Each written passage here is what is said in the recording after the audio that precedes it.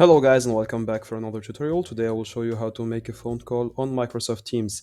And to do so it's very simple. You either have downloaded Teams on your computer and have your account already logged in, or you have to log in your account in the web browser. So let's just go to connect the account in the web browser. And here, once Microsoft Teams is opened, you can go to this page right here where it says chats. So here you will find all your contacts. I have only one contact for this tutorial. And here I have this option here to make an audio call.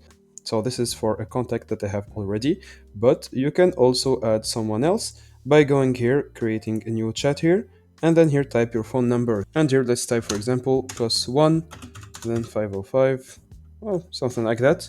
For example, this, I don't know this guy, so I know I will just send a pointer dot like that, and here I can make a phone call. So yeah, that's it guys, that's how you add someone by their phone number and call them. So that's it guys, I hope you enjoyed this tutorial. Don't forget to like and subscribe if it helped you.